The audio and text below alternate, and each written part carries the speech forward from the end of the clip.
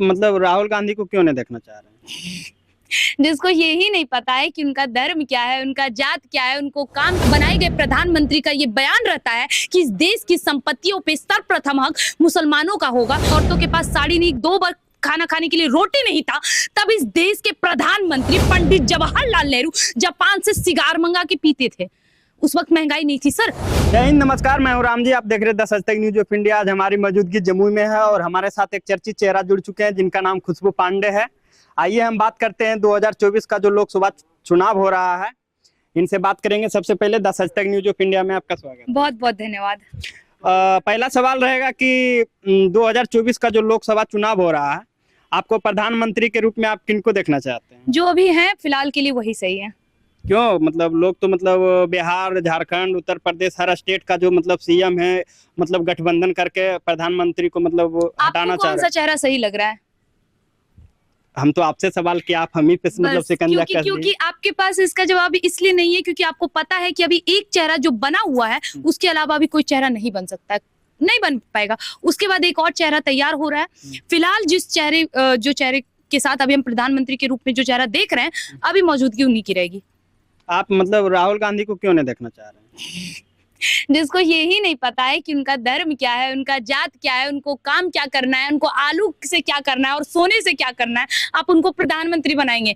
जो विदेश जाकर हमारे देश की बुराई करते हैं उनको आप प्रधानमंत्री बनाएंगे। जिनको चीन और पाकिस्तान से प्रेम है उनको आप प्रधानमंत्री बनाएंगे। जिनकी माँ के द्वारा बनाए गए प्रधानमंत्री का ये बयान रहता है कि इस देश की संपत्तियों पे सर्वप्रथम हक मुसलमानों का होगा, उनका आप प्रधानमंत्री बनते हुए देखना चाहते हैं? हम तो नहीं देखना चाहेंगे। देश में मतलब ये जाति पाति और जो आप बता रहे हैं सोना फलना ठिकाना, इससे क्या मतलब है? देश चलाने के लिए तो संविधान, मतलब संविधान से हमारा देश चल, संविधान से पूरा देश चल रहा है। संविधान से चल जाएगा। जब संविधान से चल जाएगा तो ये एक देश है ना भारत, तो एक देश होना चाहिए, सब लोगों को समान अधिकार। एक देश, एक संविधान, तो एक कानून भी होना चाहिए। तो फिर अल्पसंख्यक के नाम पे रोना क्यों रो रहे हैं? क्यों कह रहे हैं कि हमें ये दो, हमें वो दो, हमें गैस में ये चाहिए, ये चाहिए? क्यों भैया, हमारी संख्या कम है? सिख कम नहीं है, जैन कम नहीं है, पारसी कम नहीं है? इनको देखा है आपने कभी रामनवमी के जुलूस पे पत्थर मारते हुए? इनको देखा है कभी हमारी हिंदू बहन बेटियों के साथ गलत करते हुए? किनको देखा है आपने? केवल मुसलमान। क्यों ऐसा? आप इस तरह से बोल रहे हैं, लेकिन मतलब 65 साल लगातार राहुल गांधी जी का मतलब पूर्वज राज किए हैं हिंदुस्तान पे। इस पे आप क्या कहना चाहते हैं? बस वही तो बात है, सुधार की जरूरत थी, सुधार हो गया ना। हम देखिए क्या सुधार हो गया? जनता तो चिल्ला रहा महंगाई पे। चिल्लाने दीजिए, वो आपको 24 चुनाव में पता चल जाएगा। पहले महंगाई नहीं थी क्या? क्या पहले महंगाई? चलिए ठीक है ना, बहुत पीछे चाहते हैं। आपने कहा कि 70 साल से हमारे देश में, चलिए ठीक है। जब हमारे देश की मौजूदा स्थिति आजादी के बाद, आजादी के टाइम भी जब हमारे देश में लोगों के पास पहनने के लिए धोती नहीं, औरतों के पास साड़ी नहीं, 2 बार खाना खाने के लिए रोटी नहीं था, तब इस देश के प्रधानमंत्री पंडित जवाहरलाल नेहरू जापान से सिगार मंगा के पीते थे। उस वक्त महंगाई नहीं थी सर। तुलना करिए ना, आप करना है तो पहले। सर आप देश के चौथे स्तंभ हैं, आप जो चाहेंगे वही होगा। तो अगर आप बात करना चाहते हैं आप करिए, उनके अगेंस्ट करना चाहते हैं करिए, लेकिन सच्चाई दिखाइए ना। आप तुलना करने की बात करें, कौन सी तुलना होगी? तो लोग तो मतलब एकता में बल बताता है, तो सभी जितना मतलब 2-4 स्टेट के मतलब सीएम इकट्ठा हो गए हैं, तो हमको तो डर लग रहा है कि कहीं ना प्रधानमंत्री का मतलब वो हार ना हो जाए। नहीं, मुझे ऐसा नहीं लगता है, क्योंकि देखिए जब 2 बार हिंदुत्व जीत गया तो इस बार भी हिंदुत्व जीतेगा। मानिए ना मानिए, हिंदुत्व जीत रहा है। 2 बार जीता है, तीसरा बार भी हिंदुत्व जीतेगा। मैं समर्थन हिंदुत्व का करती हूँ, इसलिए चेहरा मोदी जी हो रहे हैं। और मुझे पता है मेरा हिंदू धर्म कभी हार नहीं सकता, हिंदुत्व हार नहीं सकता, इसलिए मैंने मोदी जी का चेहरा प्रधानमंत्री के लिए बोला। यहाँ हमारे बिहार के जो गिनीज ऑफ वर्ल्ड रिकॉर्ड बना चुके हैं, 15 साल में 8 बार सीएम रह चुके हैं माननीय श्री नीतीश कुमार जी, तो वो भी सोच रहे हैं कि देश का प्रधानमंत्री बन जाएंगे। इस पे आप क्या कहना चाहेंगे? बिहार में ऐसे नेता इसलिए टिक पाते हैं क्योंकि यहाँ पे सच में जातिवाद की राजनीति इतनी घनन तरीके से की जाती है, इतनी घनिष्ठ तरीके से की जाती है कि इन लोगों के मत्थे में बैठ गई है। अगर सबसे ज्यादा कहीं की राजनीति खराब या बोले ना, तो वो बिहार की राजनीति है। क्यों? यहाँ पे जात आधार पे सब कुछ होता है, जातिवाद के। अच्छा आप एक बात सोचिए, आप दिल्ली आए हैं, हमसे मिल भी चुके हैं। दिल्ली में जब हम बोलते बिहार के, अच्छा बिहार की है वो सिचुएशन, अरे बिहार की है, उस बिहार की है जिसके बदौलत आज पूरा भारत, पूरा विश्व राजनीति कर रहा है। राजनीति के देन हमारे बिहार से चाणक्य, इस आर्यभट्ट की भूमि को इन राजनेताओं ने, इन नेताओं ने क्या बना दिया है। कभी ऐसा गर्व होता था कहते हुए हम उस बिहार की बेटी हैं जो उस शून्य का निर्माता आर्यभट्ट है। उस बिहार की बेटी है जहां 16 महाजन पद में सबसे अहम पद हमारे बिहार का था, मगध। हम उस बिहार की बेटी हैं। आज मुझे यही बात बोलते हुए खुद में घिन्नात्मक महसूस होती है कि मैं उस बिहार की बेटी हूं जहां पे एक ठिप्पा छाप को मुख्यमंत्री बना दिया गया। मैं उस बिहार की बेटी हूं जहां पे 8वीं फेल हमारे राज्य पे राज्य कर रहे हैं। मैं उस बिहार की बेटी हूं। सुधारने की जरूरत है तो हमें और आपको अपने अंदर और इन लोगों की मानसिकता सुधारने की जरूरत है, अन्यथा बिहार को हमेशा विकासशील राज्य में ही गिना जाएगा।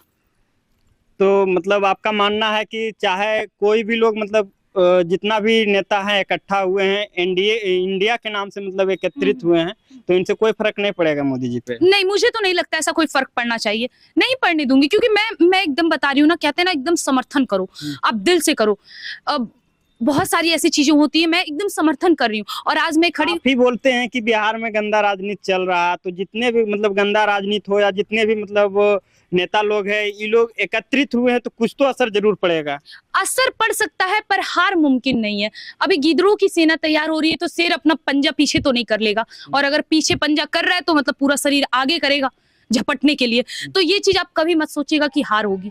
हार की उम्मीद तो हम कभी नहीं कर सकते, अब नहीं कर सकते। बिहार के ऊपर चलिए हम कुछ ओपिनियन लेना चाहेंगे आपसे। बिहार का स्थिति, शिक्षा व्यवस्था, स्वास्थ्य व्यवस्था, इस सब में मतलब क्या लगता है कि बिहार में भी बीजेपी की अगर सरकार आती है तो बदलाव हो सकता है? हाँ बिल्कुल, यूपी से उम्मीद थी क्या किसी को? यूपी में भी तो यही हाल था, कभी दंगा, कभी ये, कभी वो। मुझे आज भी याद है कि जब विदेश से लोग आते थे ना, प्रधानमंत्री या कोई भी कहीं के विदेशी लोग, तो क्या किया जाता था पता है? मंदिरों को ढक दिया जाता था। उत्तर प्रदेश की बात बता रही हूँ मैं। मंदिरों को ढक दिया जाता था, मस्जिद पे लेके जाए जाते। आज विदेश से आने वाला हर व्यक्ति सर्वप्रथम वाराणसी का आरती करता है, उसके बाद हमारे देश को घूमने का प्रारंभ करता है। ये बदलाव हुआ, और यही बदलाव मुझे बिहार में चाहिए, और ये तभी संभव है जब योगी जी जैसी सरकार यहाँ आए। तो बिहार में तो ऐसा कोई चेहरा भी नहीं है बीजेपी में। बनाना पड़ेगा। योगी जी का चेहरा किसी को याद था क्या? बनाया गया ना, तो बनाइए चेहरा भाई। आपके हाथ में है, सरकार है, आप देश के अंदर है, बनाइए। देखिए खंगोली, हिंदू शेरनी के नाम से आप जाने जाते हैं, शायद आपके हाथ में अगर बागडोर थमा दिया जाए तो कैसे आप रिप्रेजेंट कीजिएगा बिहार को? पहला बदलाव क्या कीजिएगा अगर आपको बिहार में मतलब सीएम का मतलब दे दिया जाए शिकंजा? तो सबसे पहला प्रहार मेरा जातिवाद पे ही रहेगा। यहाँ से जातिवाद को खत्म करना, क्योंकि जो जातिवाद की राजनीति करके यहाँ पे लोग मुख्यमंत्री बन रहे हैं, जिस जातिवाद की राजनीति करके यहाँ पे तुष्टीकरण वाली राजनीति या दोगला नीति वाली राजनीति की जा रही है, मैं उसे रोकूंगी सर्वप्रथम। दूसरा मेरा शिक्षा, तीसरा लड़कियों के लिए कदम, और चौथा यहाँ के जितने प्रशासनिक और जितने भी चीजें हैं उन सबको ध्यान देना, और कौन कार्य कौन सही से नहीं कर रहे हैं उन चीजों पे मेरा ज्यादा फोकस रहेगा। आप बिहार के मतलब लड़की समाज को आप क्या संदेश देना चाहेंगे, जो कि प्रत्येक दिन कुछ से कुछ घटना होते जा रहा है, या तो लव जिहाद? हाँ, कुल मिला के बात यह है, ये केवल बिहार की नहीं बल्कि पूरे समस्त भारत की स्थिति है कि लड़कियां लव जिहाद का शिकार हो रही है। और मैं सच बता रही हूँ, लव जिहाद की शिकार होने वाली लड़कियां, जो लड़कियां मर रही हैं, जल रही हैं, कट रही हैं, मेरी उनसे कोई सहानुभूति नहीं है। उनके परिवार वालों से है कि आपने गलती करी है, कोई बात नहीं, जो गलती उनके परिवार वालों ने की है अगला कोई परिवार ना करे। दूसरा नंबर बात, अपनी बेटियों को परियों की कहानी सुनाना बंद करिए। रानी पद्मावती की कहानी सुनाइए, रानी लक्ष्मीबाई की कहानी सुनाइए, रानी दुर्गावती की कहानी सुनाइए, और परियों की कहानी सुनाना बंद करिए, अन्यथा वो लव जिहाद का शिकार होंगी। उनको शस्त्र का ज्ञान दीजिए, उनको शस्त्र का ज्ञान दीजिए, अन्यथा अपनी बेटी को कभी फ्रिज कभी बॉक्स में देखने के लिए तैयार रहिए। चलिए, बहुत बहुत धन्यवाद जो कि हमारे साथ खुशबू पांडे जी, ये तो हिंदू शेरनी के नाम से जाने जाते हैं, लेकिन थोड़ा सा पॉलिटिक्स मुद्दा पे भी बात की है। तो इनका दावा है कि 2024 का जो चुनाव होगा, हमारे देश के जो प्रधानमंत्री नरेंद्र मोदी जी हैं वही रहेंगे। जय हिंद।